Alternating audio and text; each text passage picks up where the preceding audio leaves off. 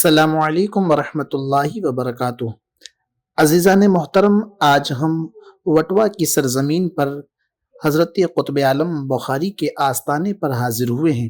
انشاءاللہ ہم اندر سے سرکار قطب عالم کے پورے آستانے کی زیارت کرائیں گے۔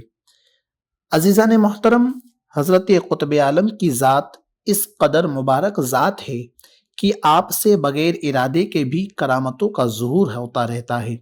ایک مرتبہ آپ شہر کو چھوڑ کر پنجول، جو کہ تھلتیج کے نام سے مشہور ہے، وہاں تنہائی اختیار کی اور وہاں کچھ دن عبادت الہی میں مشغول ہوئے۔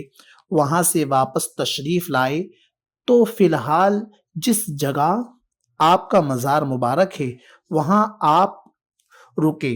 اس جگہ کے مالک ایک ہندو کاشتکار کھیڑوت کو بلوایا اور فرمایا، اس زمین کا سچا مالک تو ہے، بادشاہ تو صرف محصول لینے کا مستحق ہے، اس زمین میں سے کچھ زمین مجھے بیچ دے۔ اس کاشتکار نے زمین کو تحفے میں دینے پر اصرار کیا کہ حضور میں پیسے تو نہیں لوں گا، لیکن تحفے کے طور پر آپ کو دیتا ہوں، اور قیمت لینے سے انکار کیا۔ پھر بھی حضرت قطب عالم نہیں مانے اور اسے قیمت ادا کی اور زمین خرید لی۔ آپ کا مزار مبارک آج اسی جگہ پر موجود ہے۔ بادشاہ کو زمین کے سودے کی اطلاع ہوئی کہ سرکار قطب عالم نے کھیڑوت سے زمین خریدی ہے، تو بادشاہ خوش ہوا اور اس نے 14 گاؤں حضرت کی بارگاہ میں ہدیتاً پیش کر دیے۔ بعد میں آپ نے اپنے صاحبزادگان کو وصیت فرمائی کہ مجھے اسی زمین میں دفن کرنا۔ آپ کے صاحبزادگان نے شہر نہ چھوڑنے کی التجا کی۔ آپ نے ارشاد فرمایا کہ اساول جو آج ترقی یافتہ ہے، اس کی بستی بڑھ رہی ہے، اس کی خوبصورتی اور شان و شوکت نہ دیکھو، اس کی اینٹ سے اینٹ بچ کر ہی رہے گی، یعنی یہ شہر تباہ ہو کر ہی رہے گا اور اس کی شان و شوکت ختم ہو جائے گی، اور بالآخر ہوا بھی ایسا ہی۔ حضرت قطب عالم کی وفات کے بعد حضرت سلطان شاہ محمود نے آپ کو اسی جگہ وٹوا میں دفن کیا۔ بعد میں حضرت شاہ عالم، آپ کی ہمشیرہ بہن اور والدہ ماجدہ بھی یہیں رہنے کے لیے تشریف لے آئے تھے۔ وٹوا میں حضرت قطب عالم کا مزار مبارک 103 فٹ کے سنگ مرمر سے بنا ہوا ہے۔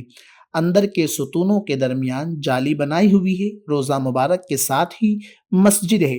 دونوں کی تعمیر میں کچھ فرق دکھتا ہے۔ ایسا معلوم ہوتا ہے کہ جیسے پہلے روضہ اور مسجد سادہ طور سے بنوایا گیا تھا، پھر روضے کی تعمیر دوبارہ کی ہوگی۔ مسجد میں ہجری 874 عیسوی 1467 کا عقبہ لگا ہوا ہے۔ اس میں خاص الملک بشیر سلطانی نے مسجد کی تعمیر کی، جیسا لکھا ہوا ہے۔ روضے کی مرکزی عمارت میں حضرت کی تعریف میں ایک قطب نصب ہے۔ اس کے آگے شاندار دروازہ بنا ہوا ہے۔ روضے کی عمارت ادھوری ہے۔ ایسا کہا جاتا ہے کہ حضرت قطب عالم کا بڑا اور شاندار روضہ بنانے کا ارادہ بالکل نہیں تھا۔ حضرت کی خواہش کے مخالف تعمیری کام کیا گیا، یعنی روضے کو آپ کی خواہش کے خلاف بنایا گیا، اس لیے وہ ادھوری ہی رہ گیا۔ ایسا کہا جاتا ہے یہ روضہ سلطنت کے آخری ایام میں تعمیر ہوا ہوگا۔ ایسا گمان کیا جا سکتا ہے حضرت قطب عالم کے روضے کی عمارت سلطان سکندر اور سید مبارک کے روضے کی عمارت سے مشابہ ہے۔ حضرت قطب عالم ہجری 790 کی 14 رجب کو تولد ہوئے، یعنی آپ کی پیدائش ہوئی۔ صبح کا وقت تھا۔ آپ کا نام نامی اسم گرامی برہان الدین اور لقب قطب عالم ہے۔ آپ خدا کے برگزیدہ بندوں میں سے تھے اور اپنے وقت میں قطب تھے۔ آپ کے چہرے مبارک کا رنگ نورانی تھا۔ پیشانی چوڑی، آنکھیں روابدار اور جیسے کاجل لگی ہو ایسی کالی تھی۔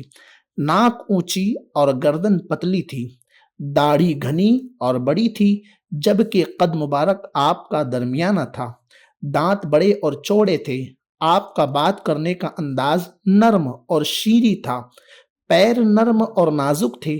جب آپ چلتے تو چوڑے قدموں سے چلتے، تو جیسا لگتا تھا کہ آپ جلدی جلدی چل رہے ہیں۔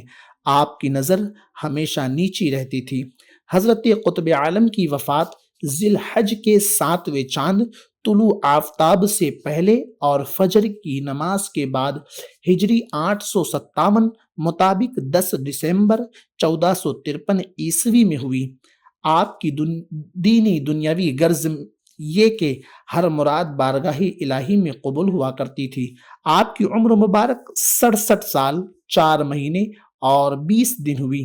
صرف 2 روز بخار آیا، لیکن ان دنوں میں بھی آپ اپنے مقررہ وظائف، نماز پنجگانہ، نوافل نماز تک ادا کرتے رہے۔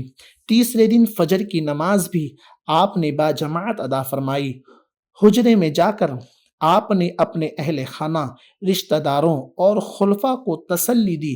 پھر شیخ مبارک سے فرمایا کہ ہم تو ایمان ہی سلامتی کے ساتھ ساتھ اب اس دنیائے فانی سے کوچ کر رہے ہیں، اور پھر اپنی ٹوپی مبارک اپنے خاص خلیفہ حضرت شیخ عبداللطیف کو عنایت فرمائی۔ اس کے بعد 3 مرتبہ یا حی یا قیوم پڑھا۔ اس کے بعد آپ کی روح جسد انصری سے پرواز کر گئی۔ اِنَّ لِلَّهِ وَإِنَّا إِلَيْهِ راجعون۔